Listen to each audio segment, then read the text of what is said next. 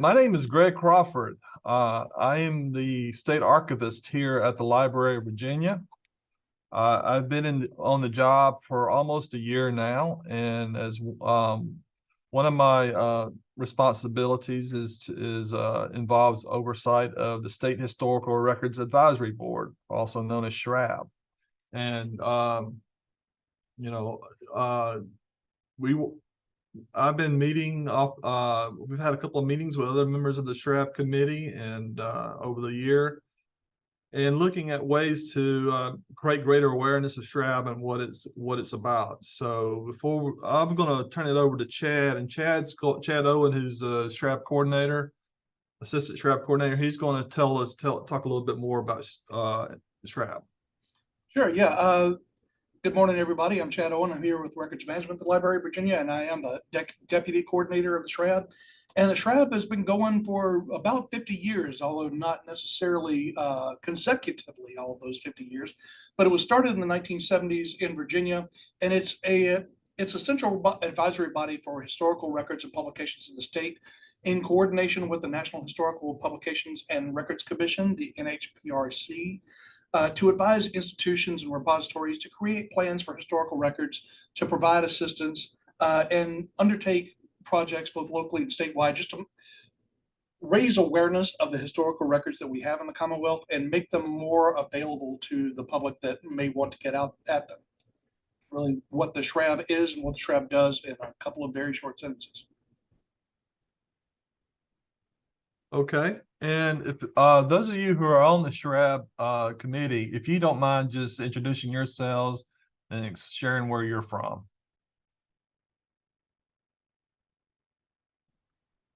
I'm Kim Curtis. I'm Director of Communications and Outreach at Rare Book School at the University of Virginia. Good afternoon. My name is Bernadette Battle, and I serve as the Associate Dean of Advising Services for Reynolds Community College in Richmond, Virginia.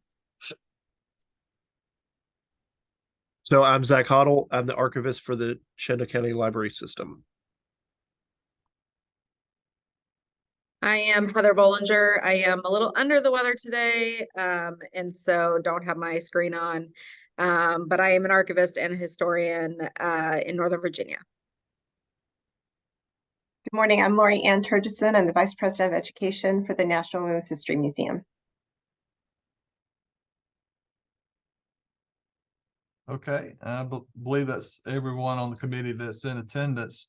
The SHRAB committee members are appointed by the governor and serve on the SHRAB committee. And as I said earlier, as a state archivist, I've had chair that group, and we have been meeting we've met 2 or 3 times since I became state archivist, just to talk about, the role SHRAB can play in helping archival institutions, public libraries, even county circuit court offices, how to better preserve, make accessible their records. What are some things that SHRAB can do to assist and advise in this regard? That's what we're about. We're an advisory board, so we want to help you all in your institutions to in regards to preserving your records, making them accessible.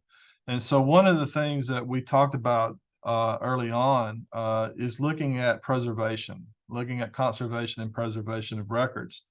And so earlier this year in May, for Preservation Month, we sent out to all of you a survey to get an idea of what are the issues that you're facing in regards to preservation of records and that you have and where you're at, and what are the conditions like? What is the amount of records? And we're just getting a sense from you all how things are going in regards to preservation of the records. And so we sent out a survey. We got a good response. We had nearly 70 responses to the survey. The SHRAB committee met and we reviewed over the survey and to get an idea of what's going on and where your records are stored at. And so what we wanted to do is to interact, to meet with you all, to share the results of the survey and what the purposes of the survey, the goals of the survey, the results, and some resources that we can help you all with, and also to hear from you, to hear what questions or comments you might have in this regard that we as the SHRAB committee can take into consideration in looking ahead to what the next steps might be in this regard. So right now we're going to go into the survey goals results part of this agenda. And so Zach, if you could talk about some of the goals and results and in regards to what we found out. All righty. And Greg, are you going to stick? Yeah, I'm going to hit the share screen now. All right. So like Greg mentioned, we sent out the survey back in the spring in hopes that we could better understand the needs of those institutions around the Commonwealth that collect and maintain and make accessible records. Because we, really wanted a better understanding of what was going on in the state, and needed to do that to better help understand how SHRAB could move forward. So what the goals of the survey were, not only better understanding the state of collections and things, but also what resources institutions and individuals needed to improve their collection, and then what we as SHRAB could do in terms of training that maybe could be provided, and also maybe in the future at some point, what types of funding or other support we may be able to provide, especially in the use of technology for collections, because we know that the rapidly expanding number of digital materials really sometimes challenges a lot of sites. So we wanted to know how technology could be better used for archives in the state. All right, Greg. Yep, that's good. All right, I'm going to look at the results. So, like Greg mentioned, we had 68 responses, which, I mean, I think I was very impressed by. So I hope that gives us a very good overview of what the institutions in the state needed. And those that did respond gave us a lot of great information. Over 70% of them let us know that digital materials are a major part of archival collections in Virginia, which I think is probably something that we all knew, but this really shows how that part of our collections has grown. It also let us know that a majority of practitioners have not received any type of conservation or preservation training in how to care for their collection. And about half are dealing with environmental issues that can negatively impact their sites and the collections that they hold. Part of that, 45% of respondents were not monitoring for humidity and temperature control. And of those that do monitor, 50% reported that their temperature and humidity readings were not consistent throughout the facility. So that really let us know that in terms of environmental issues, then that is something that really affects a lot of sites around the Commonwealth. There are also some interesting responses in terms of HVAC and security. Interestingly enough, 20% noted that their HVAC systems do not run continuously. And having talked to some colleagues about this, I've learned a lot about how some sites' systems are set up. 35% did not have a security system, and 43% rely solely on their staff to monitor security. So they don't have an alarm system that reports remotely. In terms of visitor services, and for researchers, about 50% noted that visitors and researchers were in view of staff most of the time when they have a researcher in. So that means that about half of the time, or at half the sites, there's a lot of lapse in terms of physical security when resources are being used. Only about half of practitioners had some type of conservation plan, and 75% did not perform conservation work on a regular basis, which I would say honestly was not terribly surprising to me, but again, really helps us better understand where we are in terms of conservation work within the Commonwealth.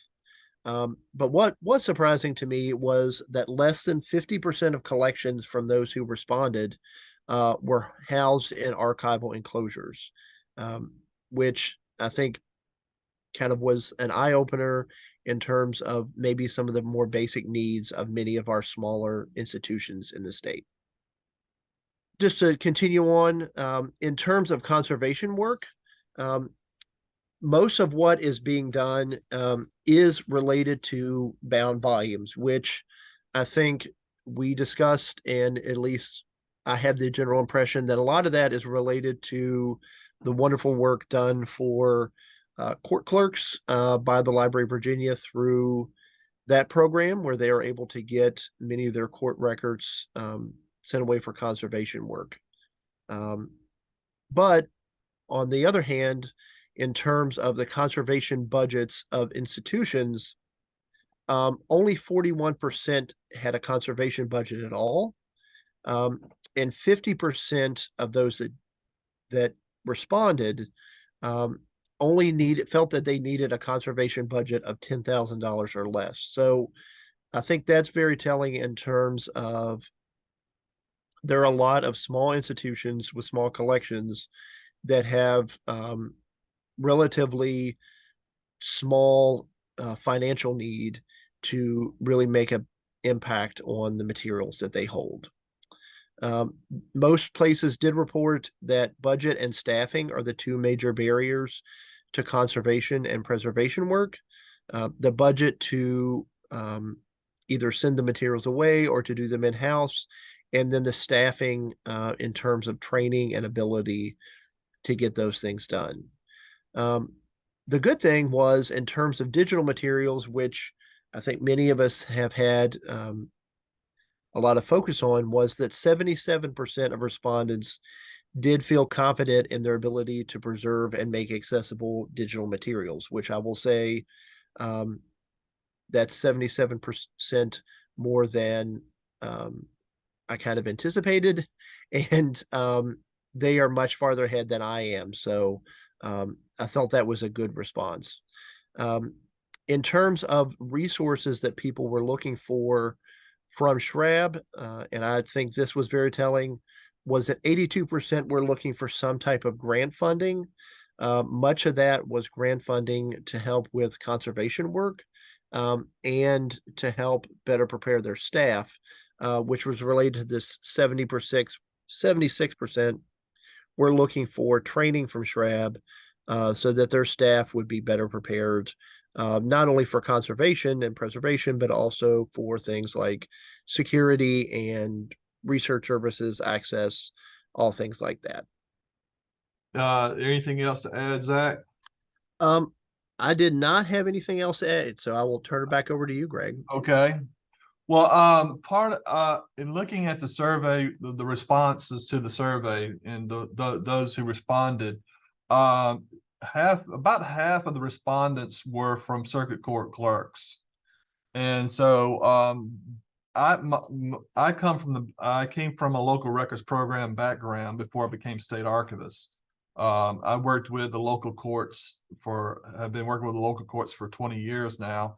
And there were some of the responses we got from the survey I could tell it was telling from the circuit court clerks. And so there are a couple of things from the results that I want to speak to those of you who are in this virtual meeting about in regards to the circuit court clerks and the records that are stored in circuit court clerk offices. So a couple of things I wanted to highlight for those of you particularly who are from the circuit courts is the environmental issues. It's like 50% of the archival records have environmental issues, and 45% of respondents are not monitoring humidity and temperature. In my experience going to the circuit court, some of the buildings are very old. The HVAC systems are very old. And we've had experiences where we get contacted from clerks that, hey, we've had a mold outbreak. And so one of the things I want to strongly encourage all of you is to is monitoring your temperature and humidity. And we'll talk more about that when we get into some of the resources part. But it's one thing to preserve and conserve your records, get the records, in good condition, accessible, and so forth.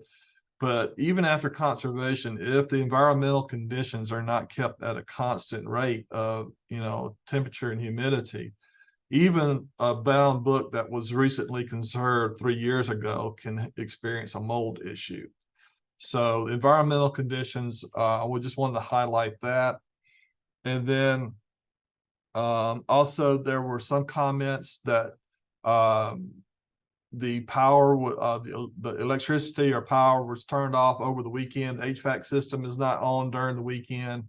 That's not good. I strongly encourage you, if you're one of those who commented that, hey, the HVAC system is cut off on the weekend or put on a higher settings in order to save money or save electricity, I strongly encourage you to follow up with whoever runs the HVAC system to say, hey, don't do that. Just that's a couple of things I wanted to point out there. Now, since we got the survey results, we did do, there were some recommendations and some things we wanted to do to help you all out. So I'm going to, the SHRAB link site is found on the Library of Virginia website. So if you were to go to the Library of Virginia homepage and do a search for SHRAB, it'll turn up the state the SHRAB link, the SHRAB site, where you can get some more information about SHRAB. And so we just updated the website to provide more resources to you to use or to access, in regards to preservation, conservation, and so forth. I encourage you after today's session is to go check out the SHRAB site to learn more. You can learn more about SHRAB, its origins, and so forth. But here's a link to the helpful resources page, and we just added this within the last month. And so we have resources related to conservation. And just to show you, we got a list, Library of Virginia Conservation Visual Glossary Term. Because a lot of times, you conservation vendors and even us here at the Library of Virginia, we have our own lingo or language in regards to conservation issues and problems. So what we did was we put together this reference guide that has a glossary and visual reference, so that if you have issues, like you can look and see, the holdings that you have, the volumes, the documents. What is the problem? What is the conservation issue we got here going on here? So we have this visual guide here with the term detached spine, detached signatures, sewing broken, brittleness, cockling, crumpling, boxing. Some terms you probably never heard of, but we just added this in here so that you can you compare to look at your collections, determine, I have some of these issues with my records. The biggest one I want to point out is the cellulose acetate lamination. This is a conservation. I don't know if any of you in your holdings have anything that was laminated back in anywhere between the 1930s or in 1970s. It was a popular conservation treatment that was used back in the day with the thought that it would better protect the records. But the problem is that over time the science caught up, and the issue is that before these volumes and documents were laminated, but they were never deacidified prior to lamination. And so if they're not deacidified, that acidic acid is still in the paper. And when you laminate it, you're just sealing that acidic acid in with the document. And then it off gases, and that acid within the paper will start eating the paper from within. And so I would highly recommend that you check out your holdings to see if you have any of these type of volumes or papers that were laminated. So here's the archival term. Here are the conservation terms, the glossary that you can use to, what is cockling, what is foxing, and all of this. So that's available. We put that up there.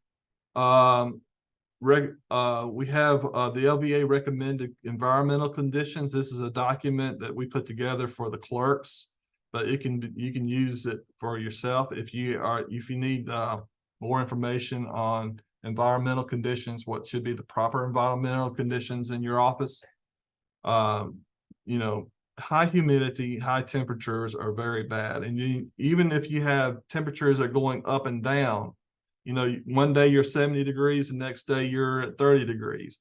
The environmental conditions can have a damaging influence on the documents in your holdings, the records that are in your holdings.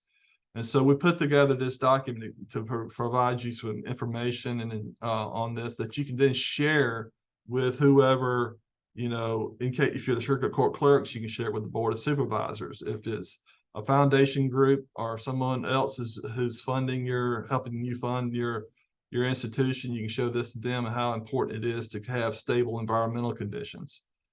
So here's what can happen.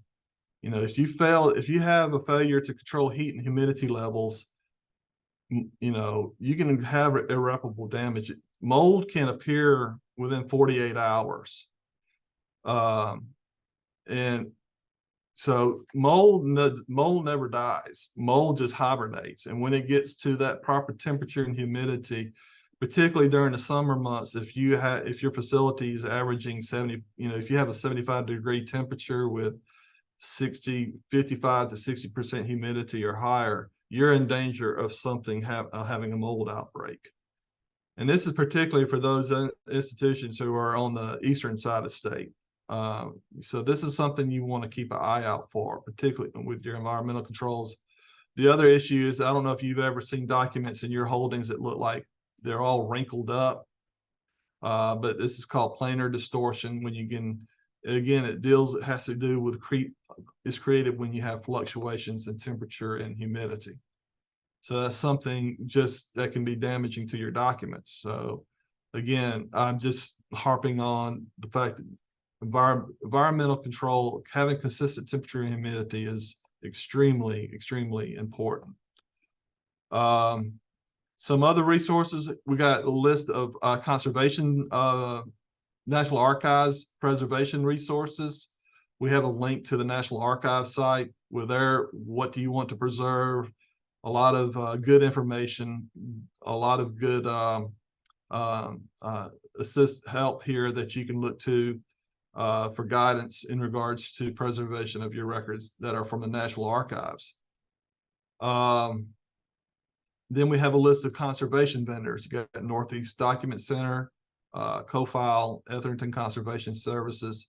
So if you ever need assistance with a vendor, we got a list of at least 3 vendors here that you can contact. Conservation webinars, we put up a list of conservation webinars up here that you can check out and watch and listen to. They're very good. Emergency preparedness resources, finding aids, and I'm sure this is of interest to a lot of you, is grants. Where can I go to get funding for projects or preservation projects or digital projects that I'm looking to do? So we got a list of grants links here. We got NHPRC, NEH, Save America's Treasures, and you got other lists here of local places in Virginia that provide grant opportunities and grant resources. The last one I want to just highlight to those of you who are circuit court clerks that this is the link to the we have a link to the Circuit Court Records Preservation Grant Program. We just announced the opening of this grant cycle to all the circuit court clerks last week. So you should have gotten an email from the Library of Virginia making you aware of that. So there are a lot of grant opportunities for item conservation grants, digital reformatting, and environmental controls, etc., to the circuit court clerks through that. So just wanted to share these resources with you. All of this was done in response to the survey that we've gotten, hearing from you. What's your concerns? What are some resources? So we put together this list on the SHRAB site for all of you. Hey, Greg, not to interrupt you, but we had a question a couple of minutes ago in the chat about HVAC systems. Somebody's asking, what do you do when your jurisdiction says we're just not going to keep your HVAC system on over the weekend and holidays? That's a good question. All I can tell you is that we can provide, Library of Virginia can provide, again, a letter from us highly explaining the whys and wherefores of it. Educate, show images, show pictures that we have shown here that are on the site of what can happen to the records. Give them evidence of this, because of what the potential damage could happen if they don't do that. Those are a couple of things I could think off the top of my head. So speaking of question, we're going now to go into the Q&A time. So if this is opportunity for you all to ask questions or comments or anything. Lori, Heather, how would y'all like to handle this part? Thanks, Greg. My name's Lori Ann again, and again, I'm with the National Women's History Museum. I'm a member of the SHRAB. I'm joined by my colleague, Heather Bollinger, who's not feeling well. That's why she's off camera. But just for this active listening session, if as many people could be on camera as possible, it really helps with facilitate that conversation. What we're going to do is just pose 3 or 4 questions to you. We'll do them one at a time. Love to hear your responses. We won't take up any more time than we've been allotted on the agenda, so don't worry, we're not going to talk too long. But we are very curious to hear from you directly. Heather and I were kind of brainstorming over some of the guidelines we'd like to just put in place before we open up the listening session. And that is things like committing to making this a safe space. We're all peers, we're all colleagues, so we want to make this a safe space for honest expression. And we ask that everyone share in the responsibility for including all voices in the conversation. So we're speaking one at a time, we're not talking over one another. Demonstrate that respectful engagement, please. If you could limit any distractions, avoid multitasking during the session, that would be great. And just be fully present, listen intently, and share your thoughts. And that'll help really make this a productive time. And Heather is taking some notes for us, so no worries. And then that'll be shared back to the SHRAB board so that we can see how we can further help you by what we heard from you today. Again, this really helps us, it really helps inform our work. So really love to hear from you. Don't be shy. Feel free to speak up. Again, safe space amongst peers. So one of the questions we would like to ask, just to kind of generally start, is what is it like to work in archives and manuscripts in the state of Virginia right now? Regardless of what kind of archival work you do, what are some things that come to mind?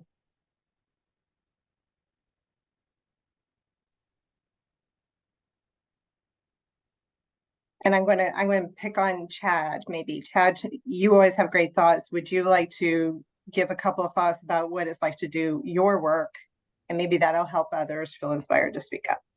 Well, I have a little bit of a different line of work in that I do records management more so than historic records preservation or anything like that. But what I always tell people is what I've found over the past couple of decades that I've been doing records management is that people really want to do the right thing, but in the absence of knowing what the right thing is, rather than take a chance of doing the wrong thing, they'll do nothing. And so there are a lot of problems that could be taken care of if only people knew the right approaches to take, or knew the right questions to ask, or the right people to involve. But in the absence of having the resources, or maybe it's sometimes support from the people around you, in the absence of that knowledge or support, a lot of things just kind of fester and get worse over time. And I think that's true of a lot of things, but it certainly can be true of archival repositories, that just if you don't know the right questions to ask, you'll just kind of let things go. And that may not be beneficial in the long run. Great. Thank you. I appreciate you sharing that. Does anyone want to tag on to that?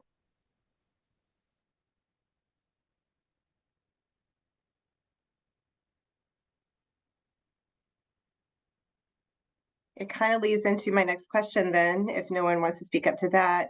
What feels most challenging or worries you most about your role right now?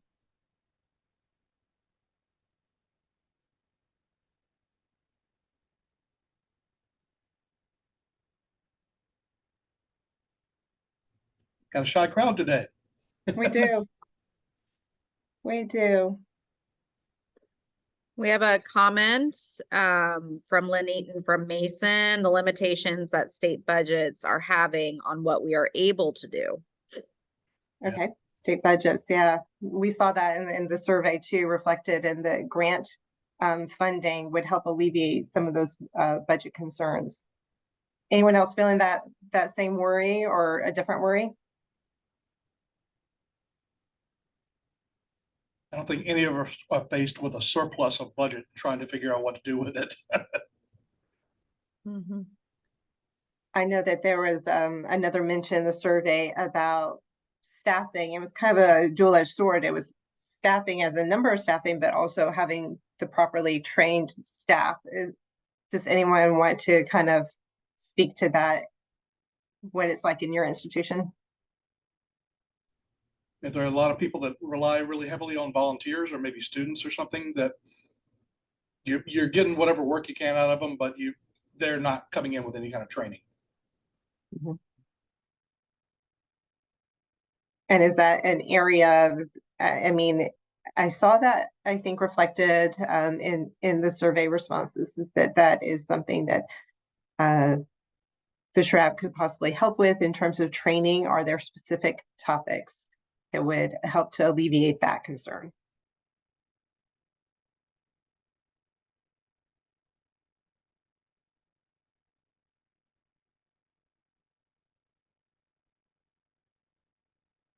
That's okay. What's going well? Is anything going well?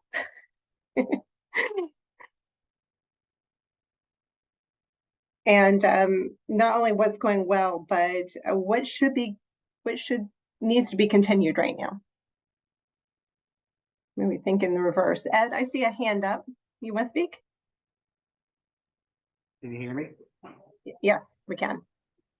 Back to your last question, I would say, I know for me at the Richmond Circuit Court, we have a lot of old records that Greg has taken a great interest in, and we much appreciate that.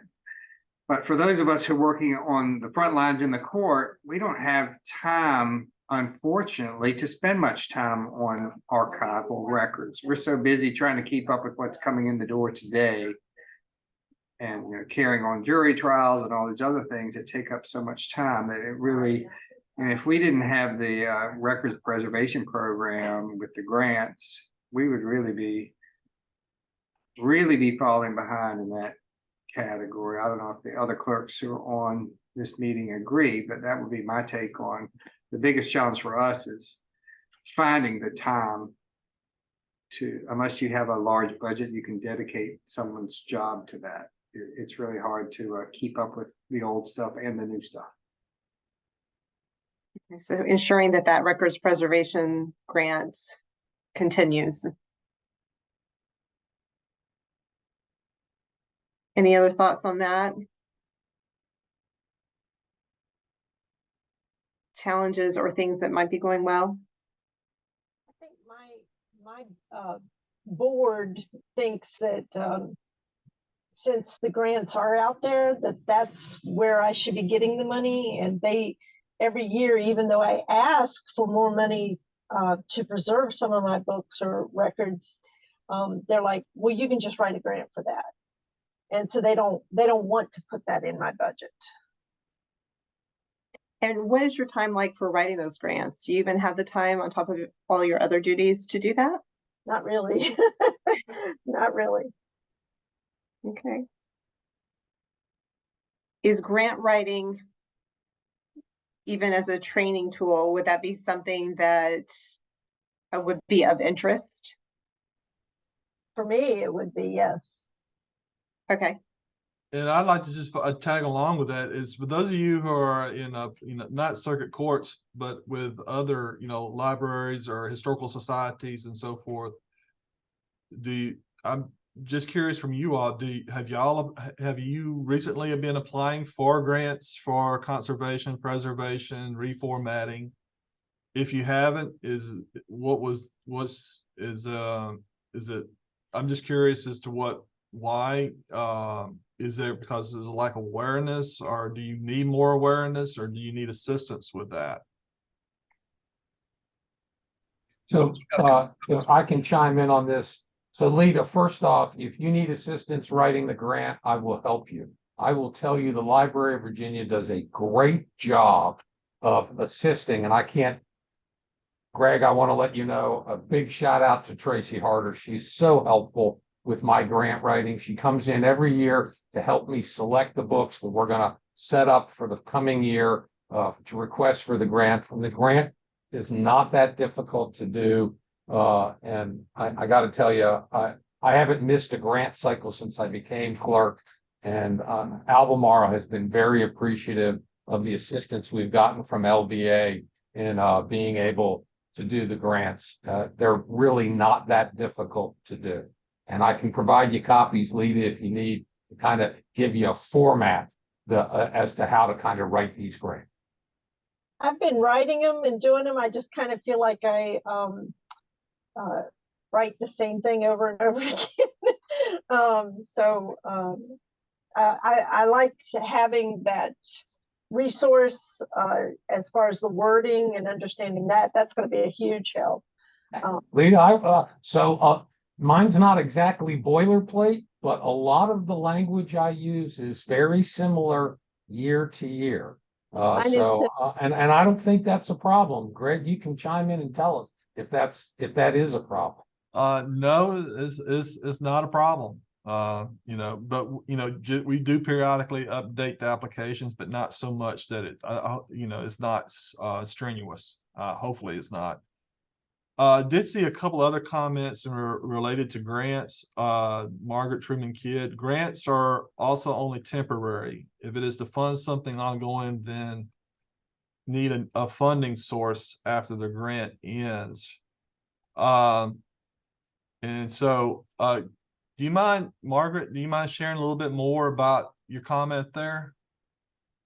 Hi, yeah. I think a lot of times people do seem to think, oh yeah, we'll just get some grant funding and that'll take care of all of our problems. Well, it's temporary. And I think grants are great for very narrowly defined projects. That's like a one-time thing, because we all fall into the trap of you get grant funding for something and then it's something that you want to continue, but then you no longer have the funds anymore and nobody has budgeted for it, or the powers that be are always like, oh, well, you can just apply for more funding, not realizing, as someone also said, they're competitive and you're not always going to get it.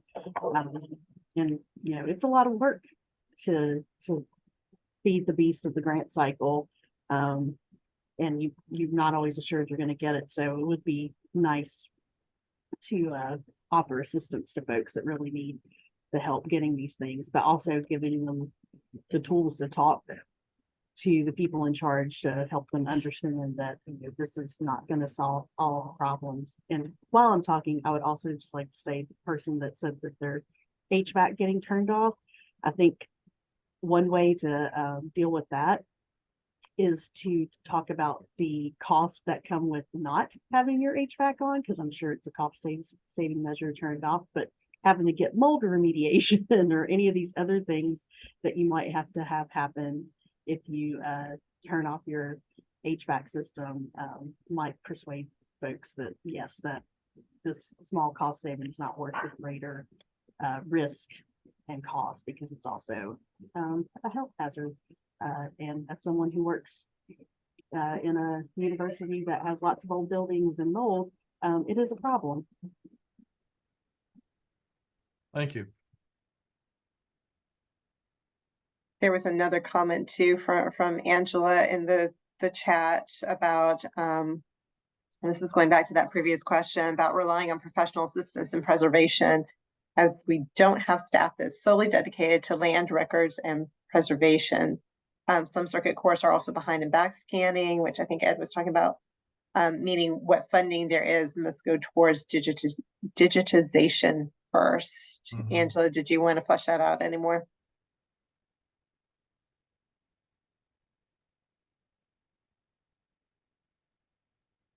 Well, I see she just left, but I can Okay. chime in on that. Is that having, again, with working with the clerks, that not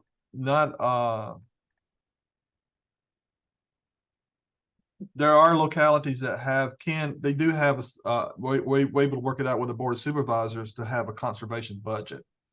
It is small. It can be, you know, sometimes it's small, but it's just a rare number of localities that have a separate conservation line item budget. The vast majority do not. And so they rely on the CCRP program from the Library of Virginia to help do that. But, you know, the CCRP can only do so much. It's like what was mentioned earlier. It's a stopgap as far as a grant. I mean, it's not ongoing. And it's not a large amount of funding, because a number of localities have hundreds of thousands of dollars of conservation projects that need to be taken care of. But I'm sure with those of you who are private institutions or universities, archives, you have those same issues in your holdings, where you have records that are you know, in need of preservation. Not just paper records, but electronic records. Since I became state archivist, I got to learn a huge learning curve in regards to preserving digital records, electronic versions of records. And I'm not sure, I don't know how many of you have to have records that are just digital records. But just preserving those is an expense, because you're talking about when you get a new software and you're always upgrading to the next software, and that's a cost. You know, so but those are the only format those records exist in. So it's a preservation issue. So I'm just curious if any of you are having also to deal with the preservation of electronic or digital records.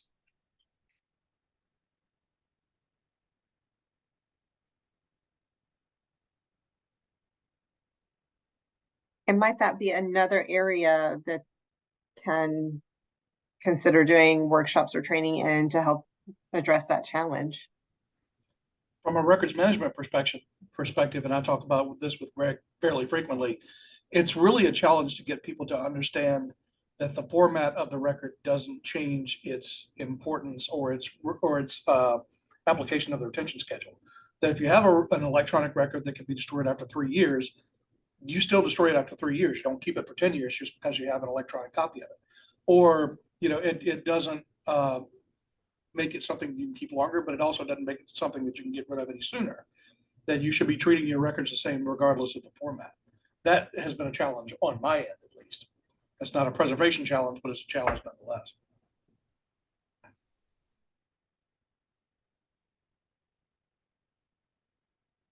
Okay. Well, we're kind of coming to the close of the hour here, so I'm just going to ask one last question to kind of encapsulate it all. What more do we need to know or further explore to help make your jobs easier, better?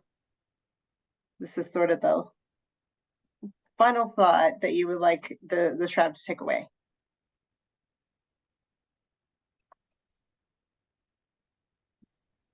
So I want to talk about something kind of personal to Albemarle County. We're about to undergo renovations of our courthouse. What's going to end up happening is I'm actually going to lose public space, not overall space, but public space.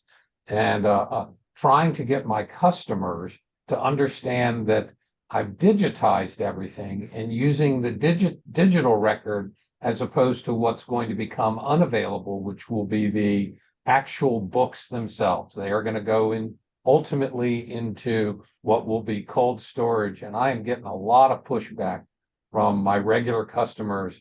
And the fact is that, and I've tried to tell people this, the digital image ends up being clearer in the long run than the printed image does over time. And so strategies for trying to convince your customers that the digital image is actually a better way for them to do their work and their research has been very challenging for me.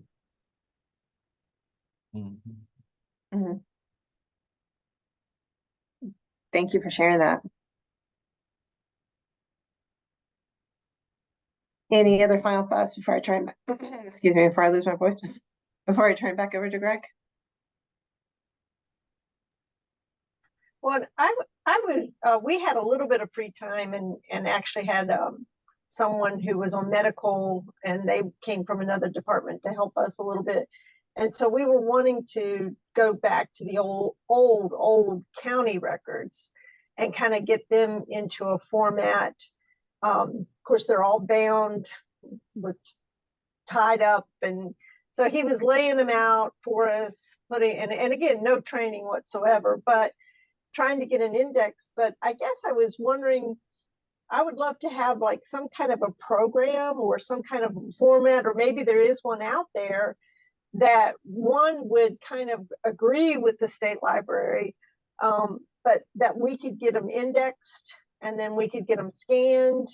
So just having some, I don't know, some kind of a program that might even, so that when it ever does, if it does get to the state library level, that it would be something that they could use and it not be just something I can use. Okay. Right. If that makes sense. I think so. I appreciate you bringing that up. Any other thoughts? Yeah, I just wanted those of you who are with historical societies or part of historical societies, that have records or personal papers collections, letters, documents, and so forth. And this could be also with libraries, public libraries who have these as well, if you're part of that. What funding do you go for? What funding are you reliant on private donations to preserve your records, or are you looking at, have you looked at other avenues other than just private donors? Just curious.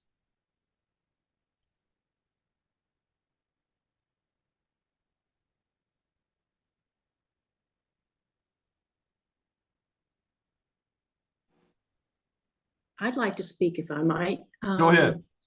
I'm Reed Lawson with the Matthews County Historical Society.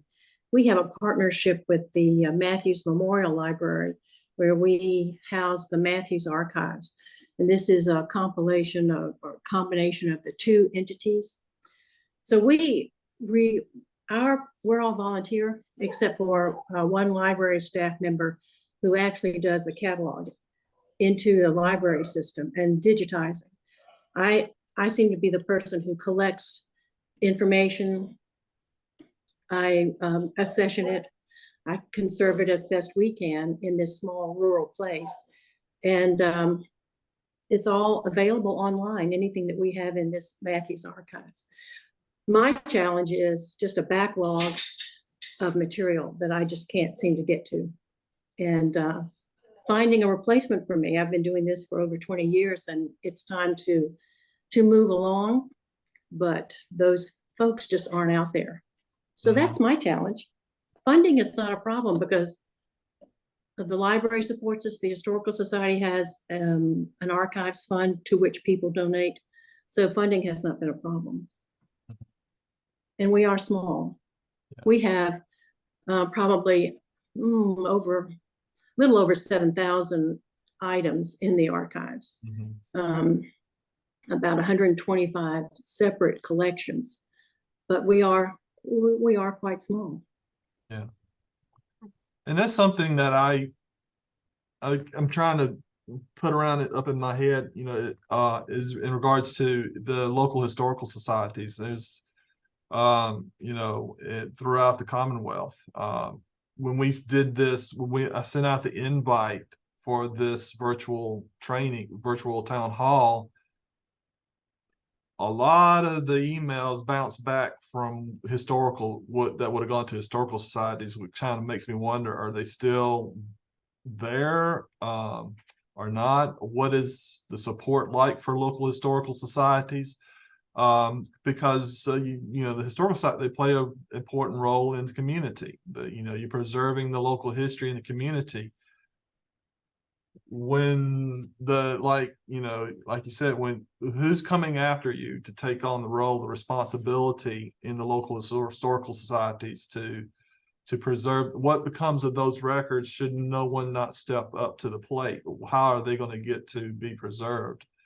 So that's something, you know, I want, you know, something that is a takeaway I'm getting out of this, from this as well, to ponder and figure out, you know, what are some potential next steps with that. So thank you for sharing.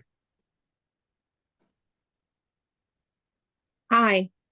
Hi. I'm Pandora Simpson from Blaine County Historical Society. And that's one of my concerns. We are strictly volunteer and we are dependent on our funds, I guess locally you would say, just from donations, etc. And that's one of my concerns. If we go under, what happens? Because we do have a lot of material and a lot of history, but you know, I hate to lose it because we're losing the volunteers. We have about 8 members on the board of directors, and I think we might have about 150 on our mailing list.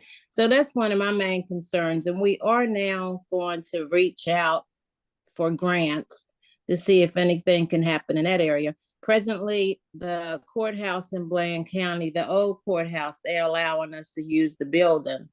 And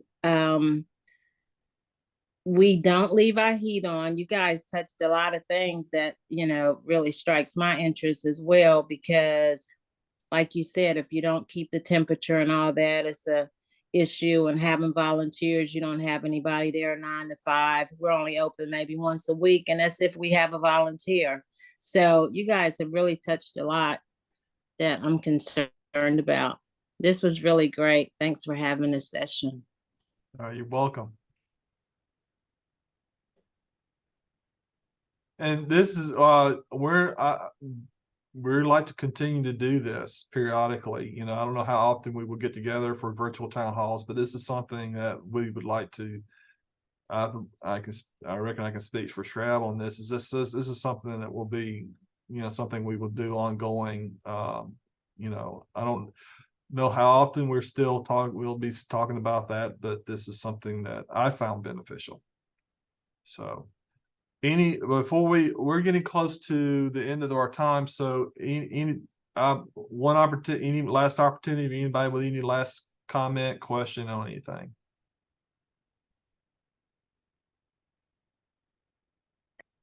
Greg, will the recording be made available? Yes, the recording of this recording will be available on our SHRAB site. So if you want, you can go back to it, watch it again, look at the comment. I believe the comments will be available too, but just feel free to share it feel free to share it once you get the link. And we'll Chad or myself will send out an email to everyone in regards to this, that the link is available. So then you can share it with whoever you feel like you want to share it with. Share it with people who will, John, like your group, John Zug, your folks who have a question. Why are they keeping the power off? Well, you can show the images that we shared on the slide. This is why you don't do it. So anyway, this is our, so just feel free to share it. And we'll be just check back to the SHRAB page. We'll probably be adding more resources as we come along. As we find more resources, we're going to put them up there. More grant funders, sites, preservation sites, webinars. So it's going to be an active page. As far as next steps after this, we're going to convene the SHRAB committee group again together here in the near future, just to kind of debrief from what we've heard from you all and what has been discussed, and then look at what steps we can do to go forward. And we heard everything. We jotted down the notes. Thank you for those of you shared from the local historical society side of things. We heard that. So clerks, we heard from you, everyone. So we'll debrief this and see what we can do going forward to assist you all with the important role of preserving the history in your areas. So that's all I have. Thank you. This was our very first virtual town hall, and it will not be the last. So thank you for your attendance and your comments. Thanks, everybody.